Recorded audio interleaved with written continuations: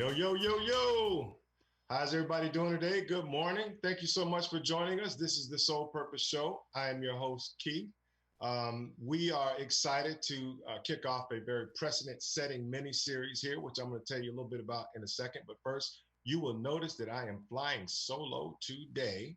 And the reason why I'm flying solo is because we have a special edition of the Soul Purpose Show. On the show today are a panel of men. We are going to be talking about man stuff. So you'll notice our set looks a little bit differently today. I got the flower in the background, but I'm gonna go ahead and change that because this is all about the men show today. So we're gonna move the flowers out of the way. Instead, we're gonna put up my trusty Tampa Bay Buccaneers towel. Let's see, we put that up here. So we got some football. We got some more football here. We got my autographed Derrick Brooks football. So we're going to go with that. Let's see, what else? Let's see, what else can we do? And we got my NBA basketball. So since we got the guys on today, we're going to make this a man show. So we're going to change the whole set, right? We got man stuff going on. And to tell you a little bit more about why we're doing this, is because our theme today is going to be hotter than July, like Stevie Wonder used to say. Today we have an exclusive panel of men talking about what men want. So I know that you have all been looking forward to and waiting for this moment. But on the show with me today are my guys, my brothers. We're going to be talking about what men want, and what's better than that next week is the show with the ladies. It'll be a ladies exclusive show talking about what women want. And what can be even better than that is next week. As you all know, after we do our Soul Purpose show, we have an after show we call the Soul Purpose Lounge. The Soul Purpose Lounge is going to feature the guys and the ladies all together. And we're going to be debunking all of the myths about what men want, what women want. It's going to be spicy. It's going to be juicy. So I want to say hello, shout out to our producers on In Touch News Radio. We're heard all over the world. And we're just thrilled, man. We're just happy. So joining me today, and I'm going to try to do this in the order of chronological age out of respect. I'll go ahead and ask my guys to go ahead and unmute yourselves. So let's start out with my road dog, IT executive, fellow FAMU grad, most importantly, father and husband of over 20 years. Mark, what's going on, brother? Good morning. All right. So next, we're going to bring you the thunder and the lightning. Let's start with the thunder. We know him as Big Al. He is a graduate of Kent State University, educator, father and husband, and creator of Big Al's barbecue sauce. Welcome, my brother Alan. What's going on, Keith? What's going on, man? All right.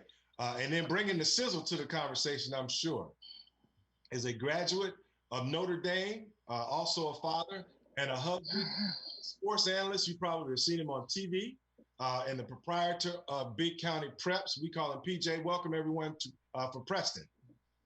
Thank you. Blessing to be here. Let's rock and roll, Keith Harris. Oh, okay. So now we're ready to get it on. I told you to go bring the sizzle. Hey, say, gentlemen, let's just jump right into this. Let's jump right into it, right? We are sharing with our audience today what men want. And we're going to do it from our perspective. So we're going to do it from men, by men.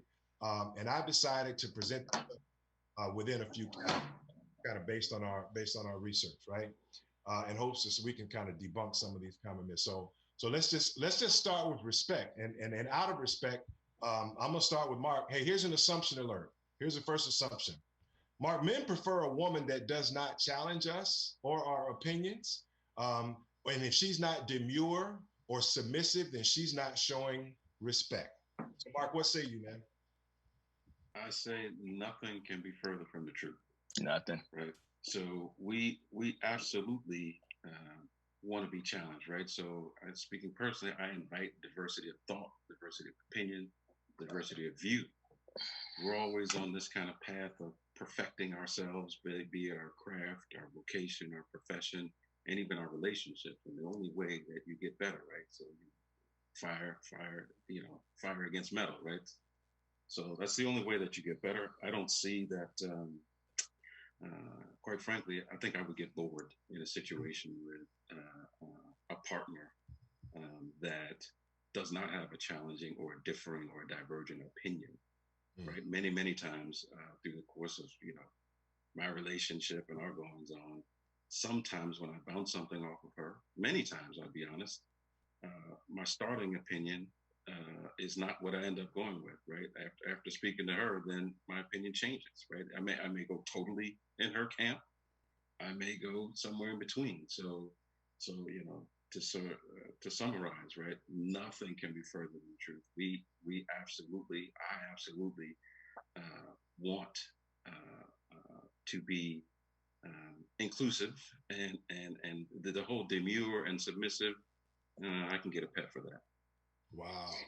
PJ, what I'm hearing is we actually want and we challenge different opinions. We actually sometimes will shift midstream based on the opinions of our significant others. So you mean to tell me we don't want submissive women? Look. Here's Mark is right on course. Mark kind of threw the alley oop. It's not necessarily not to be challenged. It's how that communication is brought upon us. All right. The tone in the voice, the message that's sent, that's kind of what resonates to us. I'm grown just like she is. I'm not trying to get yelled at. I want to be disrespected when my opinion comes across. It's a way that you communicate to people that makes you listen to them. That there is where I believe the biggest problem comes in it is how you talk to folks, just like anybody else on the street. So I kind of, me and Alan, we talk about this, and I said, well, we use the Starbucks effect in this house. He's like, yo, Starbucks, what you talking about? I'm like, look, man, Starbucks ain't got the best coffee in the world, but Starbucks is an inviting environment, and people like to be there. When you walk in the door, everybody has smiles on their face. They like to talk to you. They know your name. You sit down, you have a good time, and you just relax. It's an inviting environment. You get into a conversation, folks ain't yelling and screaming in Starbucks. They're kind of talking at this type of level. It ain't all rah-rah. So it's how you bring your message to us and whether or not we're going to accept it and receive it. So I'm with Mark, but I'm just with that tone of voice and how you bring your message to me. Absolutely. Alan, so how does a woman demonstrate respect to us? How does she do that? Well, I think that differentiates depending on who you are as a man. I remember my dad a long time ago, young whippersnapper, upset about something. I was like, I don't love you. He told me straight up, I don't care nothing about the love. I want the respect because that's going to last longer. So the respect factor inside a relationship, a lot of times it's little things, just showing that appreciation of seeing what your husband or what your other significant other is doing. Like you don't have to, we don't want a flag waved and a banner flown across, by airplane. Nah, yes we do. That. I do want it. I do want it. I do want it. I do want it. I do want that. I do want it. I do want it. I don't necessarily need the public praise, but if you're gonna praise others, you better praise me. Praise me. You know what I'm Absolutely. saying? Like, that's kind of where I am. Like if you're and you don't praise anybody about anything, then that's cool. Then that's how we live. But just recognizing the little things. A lot of times inside a relationship, what men do goes overlooked. All of us are homeowners. Cutting the grass is a huge thing. The maintenance of the landscape is a huge thing. The maintenance of outside, is pressure cleaning the driveway, doing those things that, yes, they may only happen once a week or once every few months, but they're huge in the makeup of your household. You see what I'm saying? So a lot of times those things go overlooked by inside of a relationship. And so it's a lot of times women feel like it's an unbalance. Okay, so you guys have already kind of started hinting on something that I want to jump on a little bit later, and that is how she shows appreciation. and we want to be appreciated. But I don't want to get too far away from something that Mark talked about on talks about when we talk about opinions and how opinions are shared. So out of respect for us, I guess what I'm really trying to get at is how do you deal with differing opinions in a relationship? In other words, are you showing respect to her by honoring her opinion, or is she showing respect to you by honoring your opinion? What if those opinions are different? Like how do you deal with some of those? I think you just listen. Like the key thing when you're in any kind of conversation is listening, right? So if I'm having a conversation with you, Keith, and I go on a slight monologue, and instead of you saying, okay, I hear what you're saying, or you recognize all the points that I brought up inside that conversation, and you only focus on one part that I said early in the conversation, it gives off the belief, and to me, the assumption to me that you didn't listen to anything I said after I said that, because then you were listening to respond. You shut down and you were formulating your response without giving my statement or my opinion reference. So listening is key. So what I'm hearing, Mark, is one way that we look for respect from our significant other is the way she listens to us. So that's certainly huge. What are some of the other ways that we elicit respect from our significant others? Just respect is such important to us. It's really, I think it's been said, right? It's really a lot of the very simple things, right? Like, either one of us, at least in my relationship, we decide to make a purchase of any size, we discuss it with each other, right? That is a sign of respect, right? So she has a career, she earns money, I have a career, I earn money, right? So, does she necessarily need to check with me before she makes a spend? No, but that's just a very simple sign of respect. Very simple, right? So just greetings, you wake up and you speak to each other, right? Instead of just kind of ships passing in the wind, right? Mm-hmm. A simple kiss goodnight. Talk that very talk, simple. Mark. Say it again, Mark.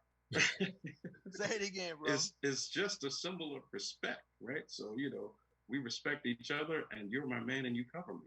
That's simple, man. That puts me to bed fine every night. Wow. Amen. All right. Hey, I want to jump in. I want to do this appreciation thing though, man, because here's another assumption alert, because Alan touched on it.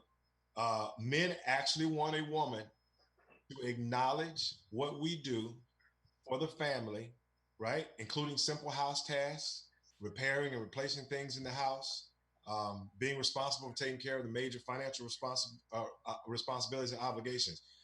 That's an assumption. Is that accurate? Let me. In a sense, that is accurate, but I'm going to Alan's point.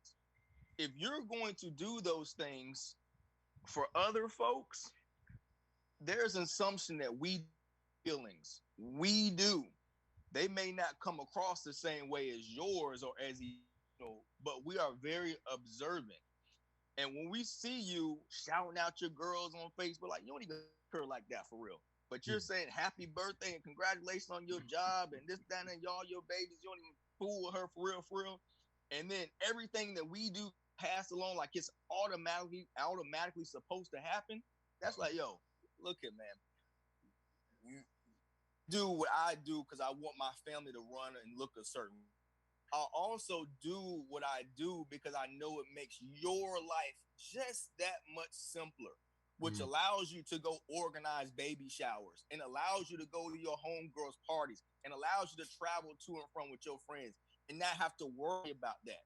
I do that because I want your life to be just that much simpler.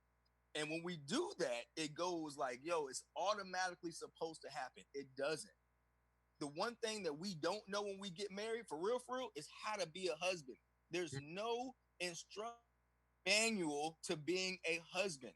So every time anniversary, we had 365 days of learning that we've done and have adapted to our relationship.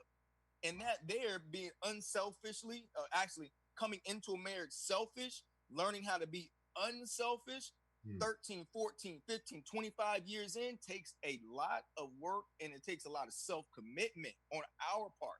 So when we're doing that, as we're learning how to instruction manual, we want you to see small things that we're doing for you to make our relationship and our household run. So shouting out all this other stuff that has nothing to do with our house, and you ain't telling folks what actually we are doing in the house, that's an issue. But if you don't say nothing to nobody, then I'm cool with you not saying. I'm fine. Wow. I'm gonna add to this, PJ, that a lot of the issues that I see come from that you hear a lot of old men saying happy wife, happy life. You've heard, I know everybody's heard that float around.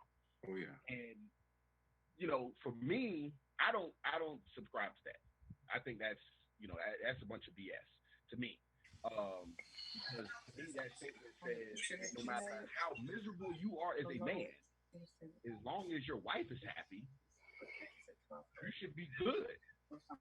And the crazy thing about it, a lot of guys who I hear throwing that, like especially the older guys, throwing that statement around, happy wife, happy life, happy life, they're either on their second or third marriage, or they got a whole other family on the outside that they children and everybody else just found out about. So they were miserable. They were miserable. So my thing is, that's not my job when it comes to happiness. My job is not to make you happy. That's not it. Your happiness has to come from within. Now, if you're happy, my job is to make sure that your level of happiness increases because you're with me. But you're already happy. Because if you're miserable, I could do the same thing 2 times in a row. The first time you get overjoyed. The second time, because you're not happy, you're gonna find a problem with the way I did it. Hey, Al, let me jump in real quick. Hey, Harris, are you able to check our thread, man? Are you able to check our thread real quick? Yeah, I see it, and no, we're actually recording the show. We're recording the show, but we're not on Facebook Live. I got a technical issue on my side, so we're not able to broadcast Facebook Live. But we're absolutely gonna to upload it and make it available for sure. Okay, good deal. So Alan, I appreciate what you're saying. And I'm glad that I think it was Preston that made a comment about how we are learning, kind of each year into it. And so in full disclosure to our audience, we represent a wide range of folks that have been married. I think I'm the baby of the bunch. I've been married. This is my second go around for a little over 7 years. And then Mark, how long have you been married? Be 26 years in November. Wow. So 26 years. So we have experience doing this. So when we're talking and we're sharing our opinions, it's not just that we're just saying, hey, we're just now figuring this out. I mean, we've been at this for year after year after year after year of learning and trying to kind of, see what works for us and what doesn't work for us. And I absolutely decided it was going to be important for us to include the appreciation myth because and I really want to hear from you fellas on this. The ladies are saying, and I've heard them say, why is it necessary that I stroke y'all's ego? Like, why is it necessary that if you do something, acknowledge it? Why is it necessary that if you do something that needed to be done, like taking out the trash or whatever, why is it necessary for me to acknowledge that? So is it ego this driving this behavior? Like what this attitude? Where's this coming from, man? I'm not gonna take that one. We've had conversations about this over and over again. Who's gonna take that one? Mark, take it, Mark. That's your bounce pass, Mark. The OG. Well, look, the OG, baby. The whole notion that I need a medal for taking out the garbage, we're not saying that. But we do like the reassurance of saying you appreciate what we do, right? I'm good with, listen, I appreciate all that you do. You're a good father. You've been a good husband. I appreciate what you do. That's good enough for me, right? We're not that small that I said, well, I've calculated the number of times I've taken the garbage out this month, and I'd like you to acknowledge every single time. I mean, we're not that small, but everybody, right? Whether in your relationship, on your job, whatever you do, everybody wants to be acknowledged for something. Otherwise, why do companies pay for performance? There we go. Right? They're acknowledging you for what you do. Why do sports, give awards? Because there's acknowledgement for what you do. They all get paid. They don't need a trophy, but they all get paid to do it, right? But there's always something to being the best at it, or being acknowledged by your peers, right? And so boiling it down to a relationship, being acknowledged by your spouse, by your significant other, that's more important than anything. I don't care what anybody says to me outside this house. Yep. When she tells me the smallest thing that I did, I made her coffee and she appreciated it. Yep. Right? It in the end it means nothing, the act, but her saying it means everything. Wow. Let Mark, Yes, back me up on this. For real. We care in life after our kids is a wife. That is the number one person that we give apps about impressing on a daily basis that we strive to do all the time. And you're right, just like anybody else, bro. Like they give performance, they give appreciation awards. Shoot, you know what? A lot of women that have babies, right? Babies. Why are we giving a baby shower? Are we giving a baby shower to celebrate? Yeah, you're celebrating the mother giving birth to a new life coming in here. Do we have to do that? No, we don't ever have to do that. She got a baby, they got a baby, everybody have a baby. But they like it. We like it. We're humans. We feed off of that. So yes, our ego, though it needs to get, you like appreciation in a different way. I don't have to buy you an engagement ring, do it? Yeah, you like it. That's why I do it. You don't have to tell me, hey, thanks for making dinner. Would I like it? Yeah, I like it. And the more that you do that, the more I am going to do it more in the future and find other ways for you to say, hey, I appreciate that. Because it shows me that you're paying attention to the little things that I'm doing. Right.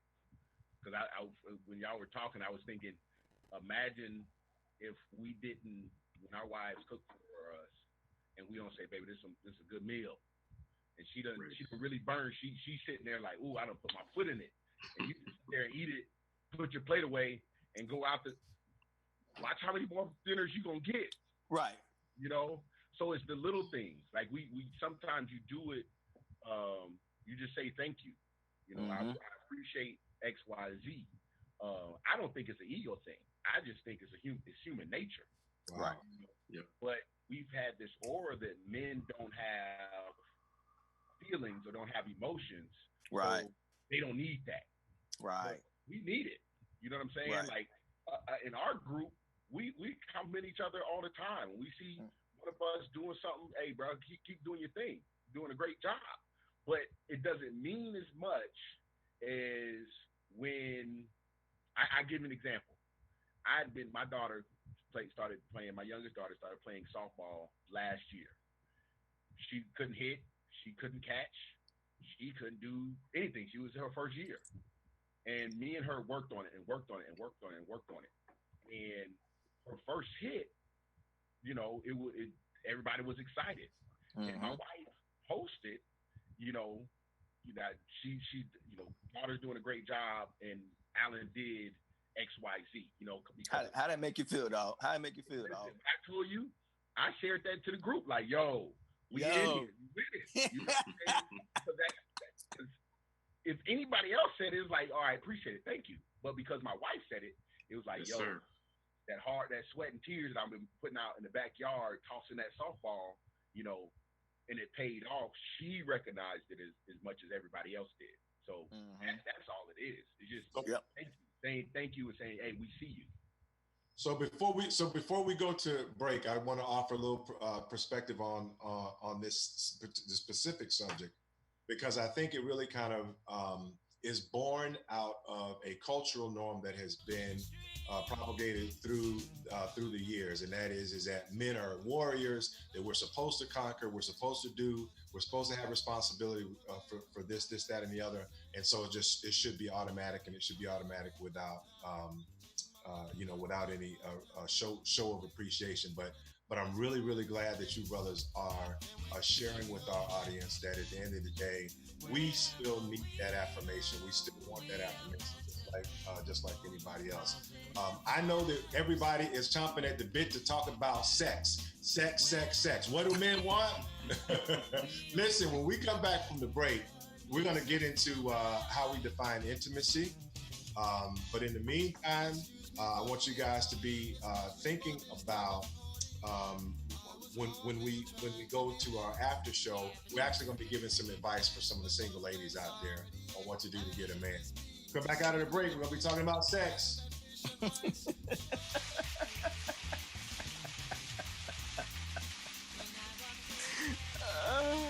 Hey Harris, can you let David in? We're all aware of the dangers of COVID-19. Like others with existing health issues, cancer patients are at a high risk due to their compromised condition. If you are newly diagnosed with cancer, your care likely can't wait. Moffitt Cancer Center is the best place for your cancer concerns and to provide guidance to help you plan your next steps. We're here for you. Call 1-888-456-2839 or go to moffitt.org/here-for-you. It may be hard to believe, but people just like you are already saving money. FeedThePig.org makes it easy. Their simple savings plan teaches you how to start saving without going overboard, so you don't need to start foraging wild berries. I was skeptical, but these are actually pretty good. You don't need to sell your soul to the devil. $15 is the best I can do. You just need FeedThePig.org. Don't get left behind. Get tips and tools at FeedThePig.org. Brought to you by the American Institute of CPAs and the Ad Council. Welcome to Calvin's Barbershop. You all gotta see this. I don't even want to know what you're looking at on that phone. Well, you should. I was learning about the dangers of high blood pressure and that we need to get ours checked regularly. High blood pressure can increase the risk of heart attack or stroke, but this text program can help keep it at a healthy range. Just text Barbershop to 97779 to sign up. I'll get right on it as soon as I'm done with this baby panda video. Text Barbershop to 97779. A message from the American Heart Association and the Ad Council. We're playing your favorite old school.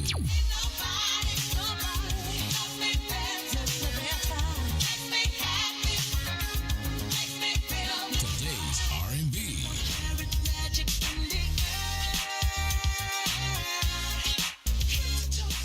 With a smooth touch of jazz. You're listening to In Touch Radio. Wherever we go, we are about to bring on the positive vibe. Wherever we go, we are gonna do what makes us feel right.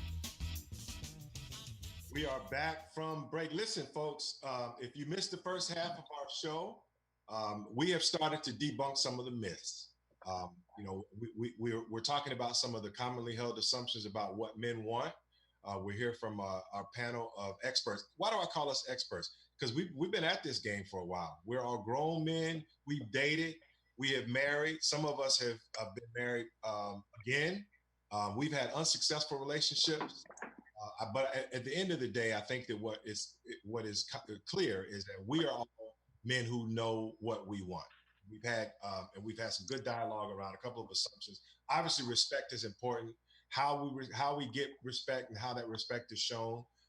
Appreciation. We want to be shown appreciation for what it is that we do, even if it is the simple tasks around the house. So this is a guy's takeover. As a simple reminder, next week we're going to have the ladies, and the ladies will be together talking about what ladies want, and then after that, for our after show, we're going to put everybody together and we're going to unpack everything. All right.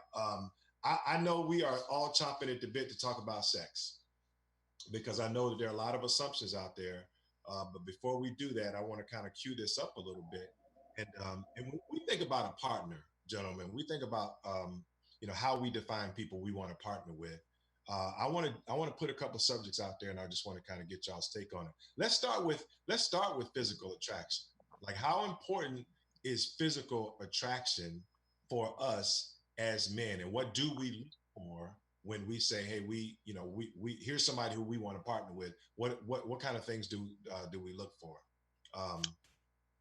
Who wants to jump on that? I'm gonna say this.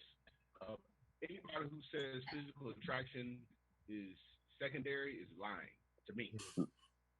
That's the first thing. How are you going to approach somebody who's like, oh, I like their mind, I like their personality, dude?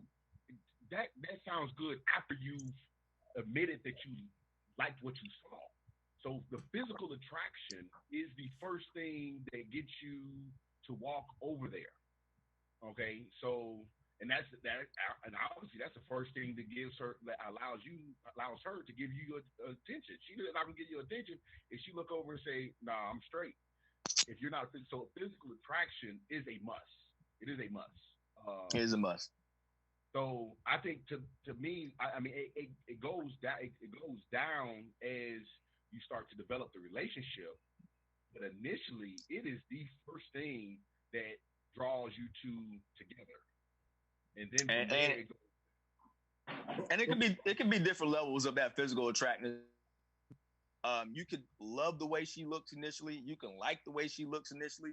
You say, oh, I can dig it. It's different levels to that. So it doesn't necessarily have to be like she's got to be the finest thing in the world for her to end up being your wife. That's not the case at all. Right. I've found, at least in my experience, right, physical appearance to me has either improved or diminished as I got to know a person. Right. Go old school. Go that OG talk. There you go. There you go.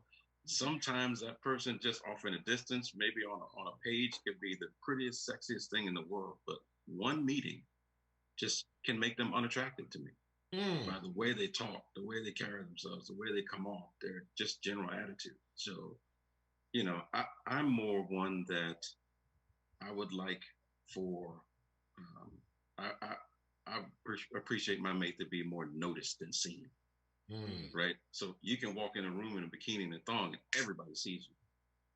Rather than you come in a fairly classy way, right? And the entire room notices you because of your presence.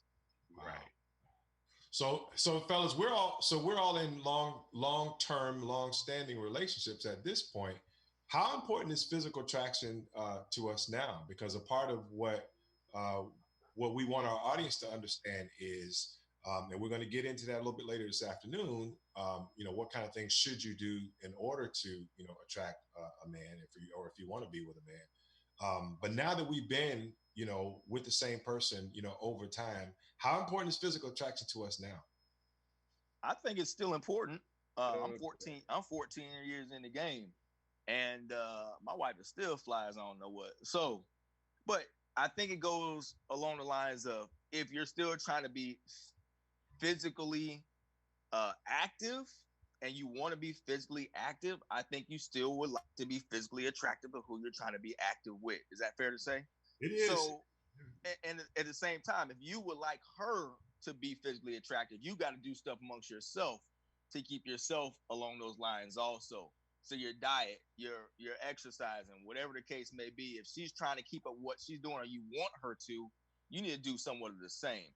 So I think, it just in my humble opinion, where I stand now, almost 40 years old, is still that physical attraction is still important to me, and I'm glad I'm still physically attracted to my wife.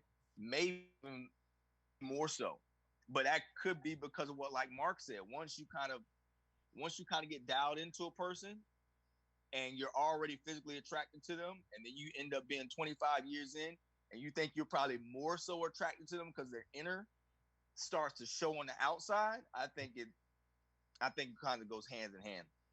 So, Alan, after your significant other has had age influence her a little bit, and or having kids or multiple kids, is it safe to say that our expectation is the same as when we first met, or has it gone down? Do we expect for them to kind of take back from the whole physical attraction piece? Because is that really fair?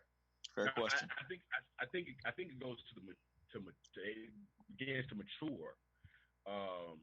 Like my wife walks in the room and I still, blood still flows. What you talking about, Alan? What you talking about, man? What you talking about? I'm talking about me. My some of that tea you making? Works very well. You know what I'm saying? Everybody can't say the same thing. You know, so, I mean, and to me that's important. And I've told her, I said, listen, blood's still flowing.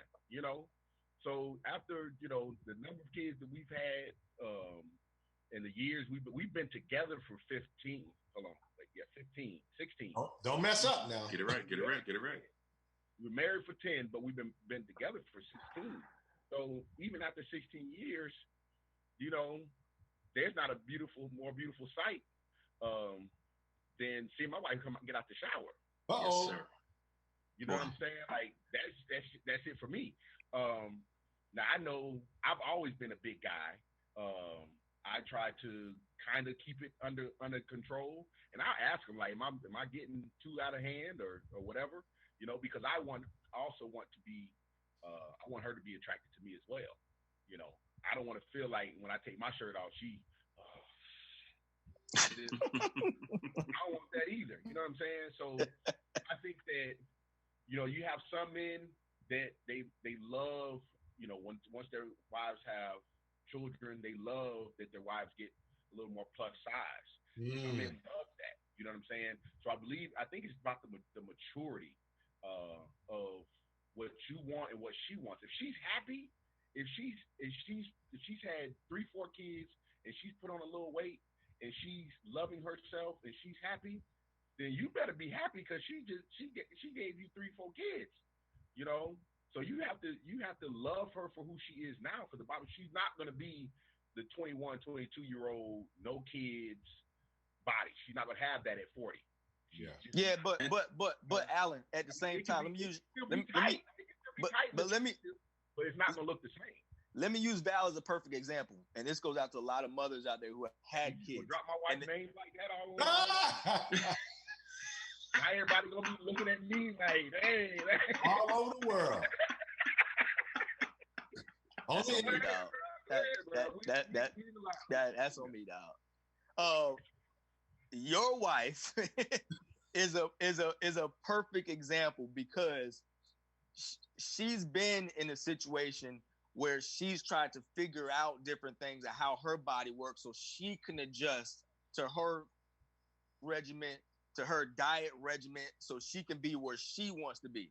So there are people, not just women, but there are people who they look, but they're to get to a point where they do like the way they look.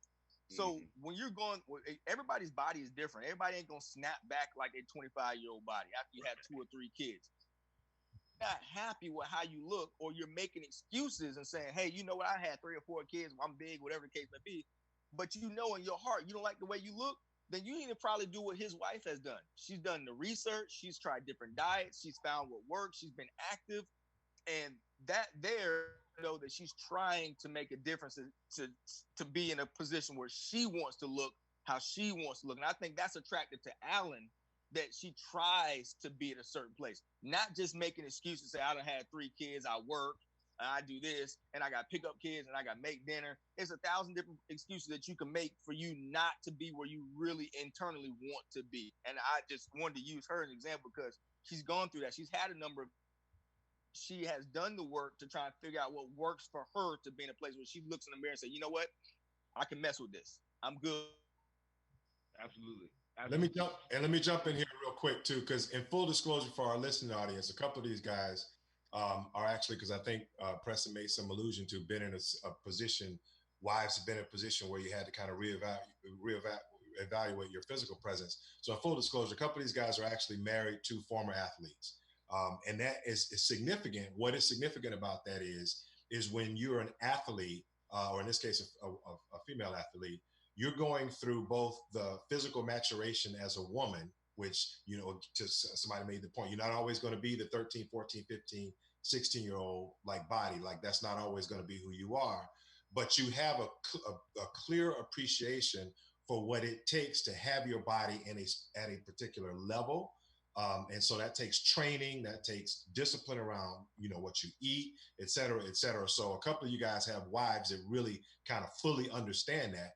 But at the same time, fast forward to, and this is where Mark and I can have some frame of reference as well.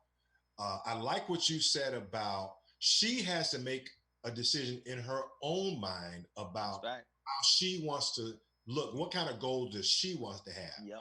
Because if the goal is, I've had kids, I work, I'm busy, so I'm just going to let myself go, and my husband is supposed to just appreciate, whatever it is that he has when he comes home to me, vice versa, then that's going to be a problem.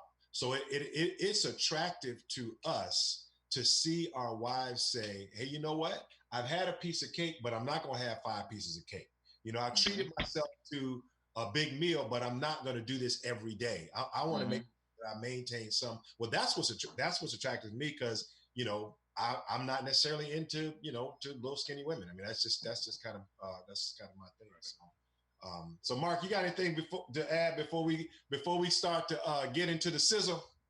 Yeah, I just want to add that kind of speaks to what we talked about earlier, right? Where we are not responsible for our spouse's happiness. We're here to enhance it and provide an environment to enable it, but each of us are responsible for our own happiness, right? And so you and the two of you together can in no way be happy if she's not happy. So whatever she does, whatever she pursues to make her happy, support it, right? And you can support it by giving it a rah-rah. Or you know what? You can join, right? My wife decided to change her eating habits, what she eats, how she eats, whatever. I did it with her.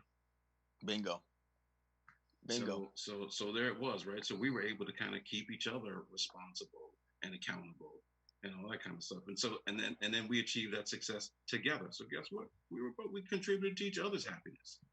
Now, Mark, I'm gonna tell you, just to piggyback off what you and Preston said, my wife's routine is very tough. Very tough. So you're saying I ain't doing that? Listen, I tried. She was like, I ain't that mess. Come on, do this workout with me. She's an athlete. She was an athlete. So, and she ran track. So her definition of a jog is my definition of a jog. I played these we're on 2 different levels when it comes to running, long distance. So, I mean, I tried. I said, look, I ain't built for this. Go back to doing what I do. Before we move on here? But you have to kind of, like you said, you have to support them. You got to support them no matter what, no matter what it is. And sometimes there'll be situations where people have to realize that people do stress and depression eat. So if someone is very stressed, they may start eating. If someone is in the state of depression, they may start overeating. You kind of have to wait that out a little bit, but you also got to be willing to reel them in when you say, hey, let's talk about this, because you're eating because of what the outside forces. Go ahead, PJ. Hey, my fault. Good points, everybody. Good points. I wanted to, when Harris was speaking, he kind of triggered something in my head. The you're supposed to love me and want me unconditionally, no matter how I look type assumption, right? So true to an extent. I think we're to put this in and not step on any toes, but respectfully, when we see the effort that you put in for other parts of your life, it's bothersome when you necessarily won't do it for us. So that you a certain way, you kind of want to be in that way, but you ain't really willing. You're not really wanting to work that hard to get that way. So I kind of want you in this type of figure. You here, I'm gonna let you slide after 2 or 3 kids, and 10 years down the line, your body's gonna mature. Okay, I get that. However, I see how hard you work for that boss of yours, and when he asks you to do something, you do it. Or when your girlfriend asks you to plan a baby shower 6 months out, and you bust your tail to put all this effort into you. Or when an off-site marriage and they're going to Jamaica, and you say, you know what, I got to get Bahama ready and start working out for 6 months, and then after the Bahamas, you go right back to whatever the heck you was doing. So you want to look fly. You want to look fly and do somebody else. But if I ask you to do that, it's a problem. It's an issue because I'm supposed to take you as is. Yeah, but you're doing it for everybody else. You ain't doing it for why am I on the back burner and I'm supposed to just take whatever you give me, but that ain't what you give to everybody else. You talk to me crazy. You don't talk to them crazy. Your boss asks you to do something, you do it. I ask you to do something, I get all kind of attitude. If I ask you, you know what? Let me back up because I'm gonna go off on them, and that's not where we at. So I'm gonna digress. I'm gonna start snapping on this joint. You know, I'm gonna start snapping, but that's for real, dog. Everybody else asks you and wants you to do something, you're gonna try your best to do it. There could be an issue. So but listen, I back up. So listen. First of all, I appreciate what you're saying. On a deep level, and I'm gonna try to keep it on our subject, which is honoring and respecting and appreciating what's at home first and foremost. That is the ultimate sign of respect. Is that if you're gonna do something for somebody outside of our home, then you should be willing to do even more than that inside of our home, because, and I take issue with something that somebody said earlier about the relationships in the house in terms of priorities. You got to prioritize the kids. I have always held firm that the most important relationship in a home is between that couple. That's the most important relationship, because if you don't prioritize that relationship, then the kids are going to see that, and the kids are going to be raised, wait a minute, so maybe the thing I should do is, instead of getting involved with a partner, that I honor that partner, maybe the thing I should do is just have kids and just value that relationship with the child versus kids. And I know we off on a whole different tangent, but I want to definitely stay on something. I want to stay on something that's important, and that is what happens outside of the home versus inside the home, because at the end of the day, sex is the sizzle. I mean, sex is the ultimate. When we talk about physical intimacy in a relationship, it is culminated by the fact that we behind closed doors are supposed to satisfy one another. So let's get into the assumption. Here's the assumption. I'm gonna start with OG on this one. Men want sex. We want it all the time. We don't care where it comes from, but as long as we are satisfying our need for sex, then we are content. What say you, brother? That is an awful lot to unpack. That's an awful lot to unpack. Yeah. That's an awful lot to unpack. We got about 10 minutes. Yeah. Okay. So I would say that, again, we're on this journey of perfecting, right? So I would say for most men, there is a period in their lives. Hopefully it's more earlier than later. That is very much the case, right? That is all you think about. That is all you're driven by, right? At the end of the day, we're sexual beings anyway. If you don't believe it, turn the TV on and watch commercials, right? So we, sex sells, clearly. The topic of sex is really a subset of the broader umbrella that you mentioned, which is intimacy, right? So physical attraction is absolutely there, right? We touched on looks, we touched on how important that is, right? All of that translates into physical attraction and sex. But if we don't have any intimacy, right? If I can't sit down with you and enjoy a show or a movie that you enjoy just because I want to be in your presence, then the sex is kind of meaningless, right? So it has to have some meaning. So yes, it's important, right? So it's as important as in a marriage: finance, religion, sex. Those three things will make or break a marriage, right? So it's absolutely important. But is it the only thing? No.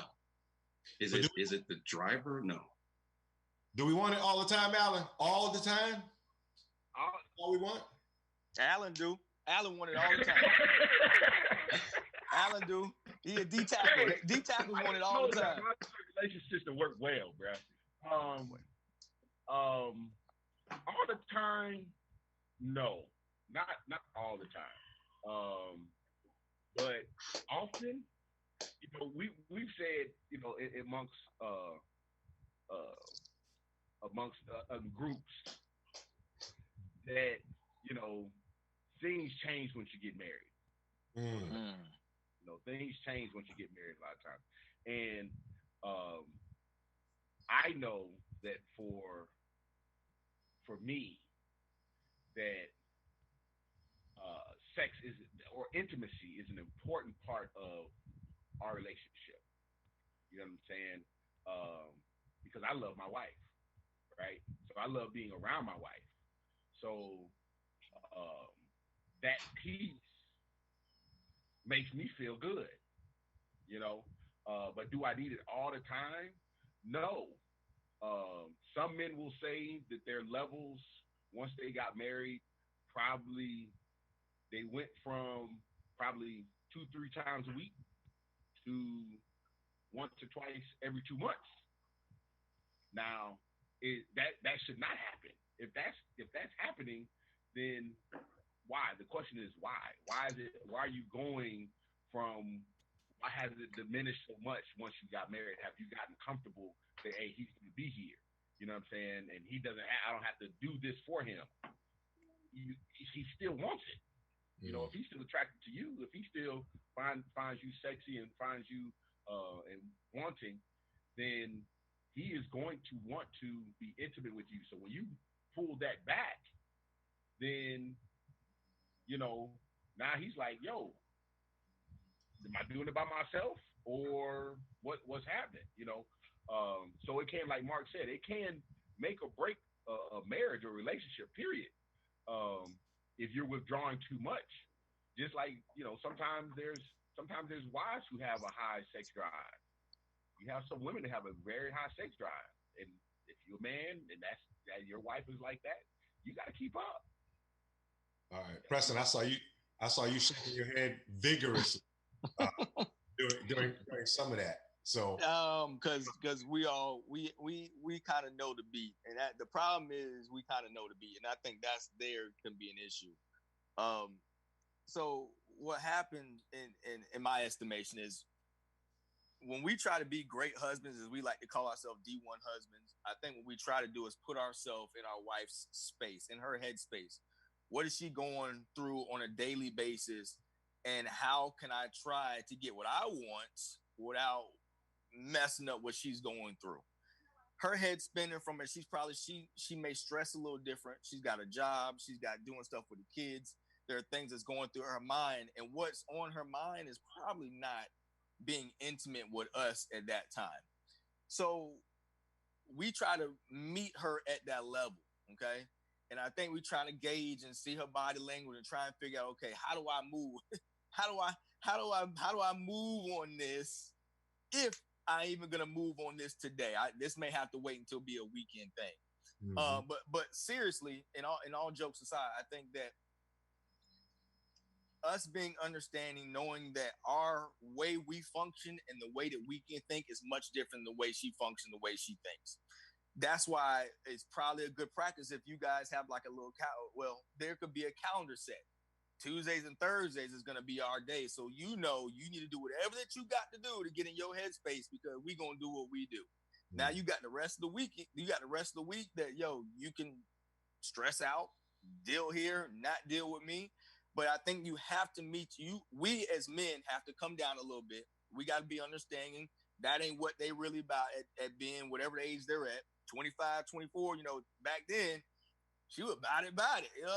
It was all, we had some fun. 40, 2 kids in, mortgages, bills, revenue streams, COVID. That ain't necessarily what she's thinking about right now. So I got to meet her at that point, understanding she's not thinking about that. And I just don't want to be doing the act without her being mentally wanting to do it with me also and being intimate.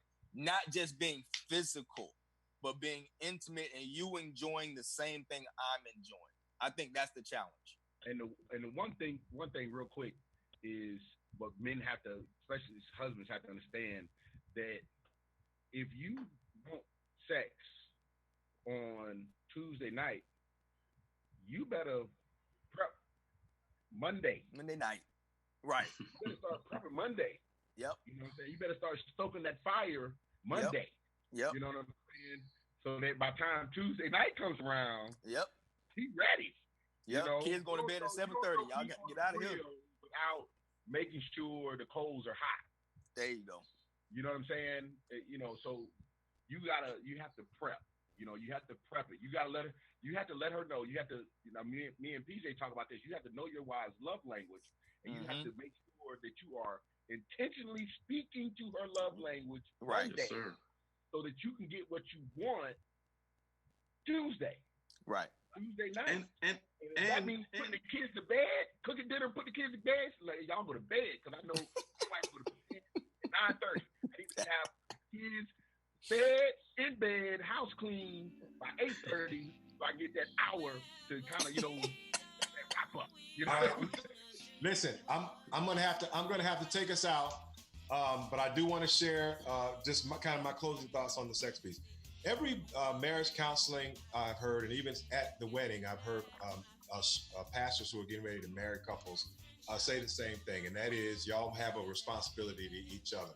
There was a dating ritual, and then there's a marriage ritual. So ladies, if you were nibbling on his ear before you get married, then you need to nibble on his ear after you get married. If y'all were doing it 2-3 times a week before you get married, then you can't just pare back to 0 or pare back to once. I think somebody said once or twice every couple months, you know, after you get married. That's not fair. Marriage takes work. Marriage takes both sides working at it. And a part of that work is doing whatever is necessary, even if it's not, you know, some big combination of things that happens. We're doing whatever is necessary to keep the marriage working. We're going to talk a lot more about sex, but we're also going to jump into a couple of other subjects. Please join us. I hope you brothers can join us for the after show, 12:30 on the Soul Purpose Lounge. But what I really want to do is for any of my single ladies who are viewing, and I know there's a lot of you out there who want to know how to attract a man. And here you have 4 brothers that's been married for a long time, successfully for a long time, for many years. I want you to tune in at 12:30 because we're going to give you some tidbits of information that can probably help you. So thank you for joining us. Like us on Facebook at Soul Purpose Show, Instagram at Soul Purpose Show. Share with your friends. We appreciate you, brothers. We appreciate all of our viewers. And we ask that you can please tune in next Saturday because the ladies are going to have a lot to say about what they want. And then we're going to all get together and we're going to unpack it. So until next time, folks, brothers, we appreciate y'all. And hopefully tune in. We're going to be at Soul Purpose Show Facebook Live at 12. Real quick, root to all the bros. We were supposed to be at the Clave in Tampa. You know, so root to all the bros. And the fact that I have my 858 paddle up here is just completely coincidental. That was just shout out to the brothers of Omega Psi Phi. Hey, we love y'all, man. It's all about love.